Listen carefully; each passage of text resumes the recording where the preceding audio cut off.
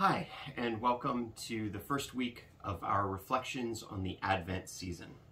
So this year in the Advent season, as we prepare to celebrate the first arrival of Jesus, and as we anticipate his return to set everything right, we've been using and benefiting from this book, Shadow and Light, A Journey into Advent by Tsh Oxenreider. It's been very good, and we've been doing the daily readings that she recommends each day. And then she also has a piece of art to reflect on each day and a piece of music from some of the many thousands of Advent and Christmas songs that have been written. So with the music, Tish set up a Spotify playlist. And if you are willing to pay the money to subscribe to Spotify Premium, you can listen to that playlist in the order in which it was intended. But not all of us have Spotify Premium. So Justin... Right, so we also went on the church's YouTube channel and found all of the pieces on YouTube that she recommended and created a playlist. And a link to that playlist is in the description of this video. And so if you click on that, it will play through in order all the songs that she recommended, and some of them are very, very beautiful, and there's one for each day of the Advent season.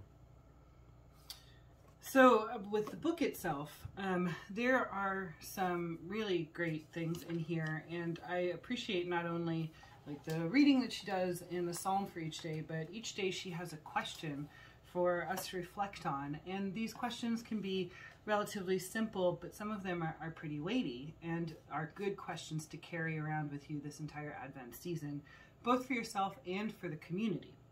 So Tuesday's question, for example, was, in what way might God remember the oppressed through you this Advent? And I feel like this would be a really great question for us as individuals and as a community to pray over during Advent, because there are many ways in which we're reaching the community around us right now, but there are ways in which there are people who are oppressed within our community and around us in our counties and our towns that we could be connecting to in God's name. So I encourage you to take each of these questions as you come across them and reflect on them, not only in the moment, but throughout the day, throughout the Advent season, and let them kind of linger and pray over them and see what God stirs up in you. The song for Tuesday that went along with the Advent reflection question that Mel mentioned was one that was new to me, and it was called "In Labor All Creation Groans."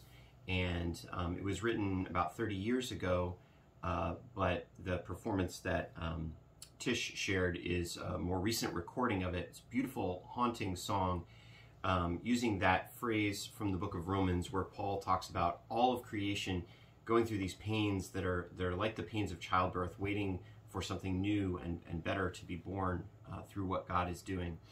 And the verses of the song go through and talk about some of the areas and aspects of our life and of our world right now that are not right. It talks about war and hatred and prejudice and racism. It talks about internal divisions, and it talks about violence against women and other things, and asks God to end the groaning and to be our peace.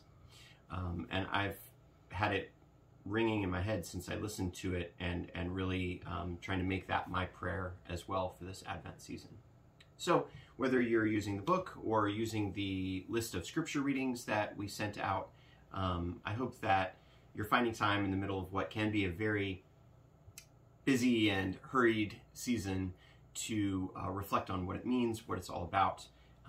But even if you don't, even if you're hurried and you miss a day or you miss a reading and all that, there is still grace, and it's not about getting Advent just right. It's about watching and waiting for what God will do and remembering how he has kept his promises in the past. So may God be with you today.